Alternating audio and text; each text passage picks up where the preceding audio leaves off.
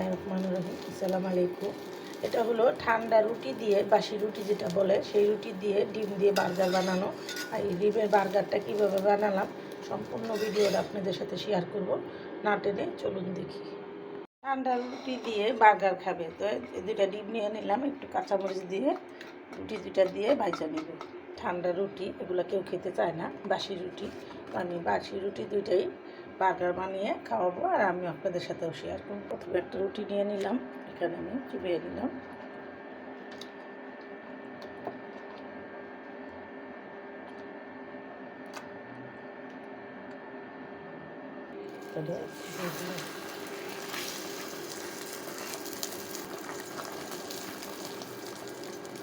কিছুটা ডিম এখানে দিয়ে দিলাম,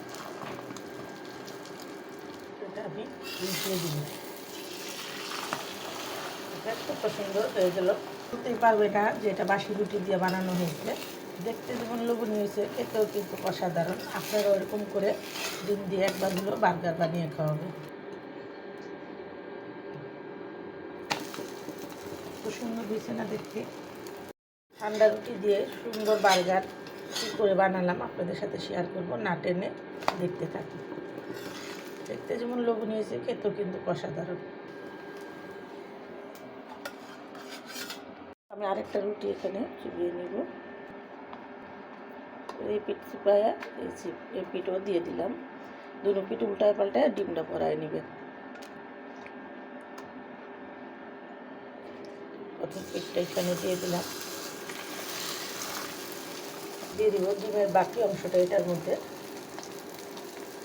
ঠান্ডা বাসি রুটি কেউ খেতে চায় না, ঠান্ডা বাসি রুটি যদি এইভাবে নাস্তা তৈরি করে খাওয়ানো যায় তাহলে সবাই খাবে। দেখেন কত সুন্দর দেখতে হয়েছে। কী করে বাজলাম সম্পূর্ণটা কিন্তু আপনাদের সাথে শেয়ার করলাম। না টেনে দেখবেন। আর এরকম মজাদার ডিম বাসি রুটি দিয়ে বার্গার বানিয়ে বাচ্চাদের সামনে পরিবেশন করবেন। বড় থেকে ছোট মানুষ সবাই পছন্দ করবে এরকম বার্গার। দেখেন কত সুন্দর হয়েছে। এই পিঠটা আমি দিয়ে দিব এখন।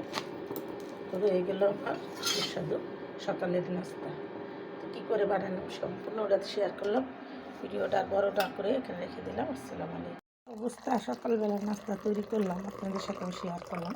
এই যে ডিম দিয়ে ঠান্ডা রুটিটা ভাজলাম, আর এখানে সাথে চা বানিয়ে নিলাম। এ হয়ে গেল আমার সকালবেলার নাস্তা। আমি যাই কিছু করি আপনাদের সাথে ফুল ভিডিও শেয়ার করি। আমার ভিডিওগুলো অনেক ভালোবাসেন আমি জানি। তো আপনাদের সাথেও শেয়ার করলাম সকালবেলার গরম গরম চা, সকালে ডিম দিয়ে নাস্তা। না আপনাদের বোঝানো হয় যে এটা বার্গার বা এরকম গরম গরম সকালের নাস্তা তৈরি করে খাবেন। আর নতুন নতুন ভিডিও পেতে সাথেই থাকবেন। রুটিটা কেউ খাইতে চাইব না, আমি না ফালাই দিয়ে এখানে নাস্তাটা তৈরি করে নিলাম, আপনাদের সাথেও শেয়ার করলাম। ভিডিওটা আর বড় না করে এখানে রেখে দিলাম। আসসালামু আলাইকুম।